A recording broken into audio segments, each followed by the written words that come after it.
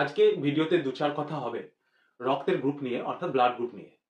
যে টপিকটা যারা ছাত্রছাত্রীরা দেখছো তাদের জন্য, পরীক্ষার জন্য উপযোগী, এবং যারা সাধারণ মানুষ দেখছেন তাদের এই বিষয়টা সম্বন্ধে ন্যূনতম জ্ঞান রাখা প্রয়োজন। মানুষের শরীরে যে রক্তটা আছে তাকে প্রধানত 4 ভাগে ভাগ করা হয়, এ, বি, এবি এবং ও। তো এই যে রক্তের গ্রুপ 4টেতে ভাগ করা হলো, এটা কেন দরকার হলো? তার কারণ যে কোনো রক্তের সঙ্গে আপনি যে কোনো রক্তকে মিশিয়ে দিতে পারেন না।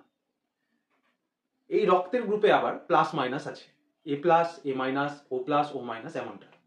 তো প্লাস মানে বোঝাচ্ছে যে রক্তে RH ফ্যাক্টর আছে, আর মাইনাস মানে বোঝাচ্ছে রক্তে RH ফ্যাক্টর নেই। এরকম কোনো ধারণা নেই যে প্লাস মানে হচ্ছে সেই গ্রুপের রক্তটা ভালো, মাইনাস মানে হচ্ছে সেই গ্রুপের রক্তটা খারাপ। এরকম কোনো ব্যাপার নেই।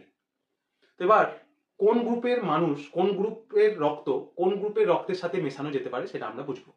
সর্বপ্রথমে মনে রাখা দরকার যে প্লাস গ্রুপের রক্ত মাইনাস গ্রুপের রক্তের সঙ্গে কখনোই মেশানো যাবে না, কিন্তু অনায়াসেই বিপরীতটা, অর্থাৎ মাইনাস গ্রুপের রক্ত আপনি প্লাস গ্রুপের সঙ্গে মিশিয়ে দেওয়া যেতে পারে। এবার ইউনিভার্সাল ডোনার বলতে কোন গ্রুপের রক্তকে বোঝায়? ও গ্রুপের রক্তকে আমরা জানি ইউনিভার্সাল ডোনার, কিন্তু এই কথাটা পুরোপুরি ঠিক হলো না, এটার সাথে আরেকটু সংযোজন করতে হবে।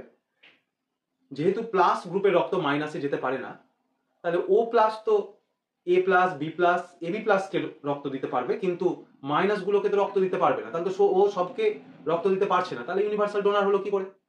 তাহলে ও প্লাস কিন্তু ইউনিভার্সাল ডোনার নয়। কিন্তু ও মাইনাস এ সবাইকে রক্ত দিতে পারবে, মাইনাস গুলোকে তো দিতে পারছেই, প্লাস প্লাস গুলোকেও দিতে পারবে। তাই ইউনিভার্সাল ডোনার বলতে ও মাইনাসকে বোঝায়। আর সর্বজনীন গ্রহীতা রক্ত যদি আমরা বুঝি, তাহলে এবি বললেও কথাটা সম্পূর্ণ হলো না, এবি প্লাস না এবি মাইনাস। তো এটার অ্যান্সার হবে এবি প্লাস।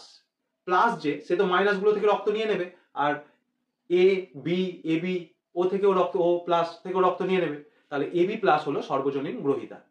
তো আমাদের ভারতবর্ষে যে রক্তের গ্রুপগুলো বিরল বলা চলে সেটা হচ্ছে এ মাইনাস, বি মাইনাস, ও মাইনাস। বিশেষ করে ও মাইনাস রক্তের গ্রুপ চরম বিরল।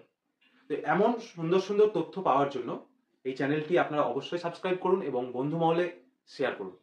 ধন্যবাদ। ভালো লাগলে কমেন্ট করতে ভুলবেন না। Thank you.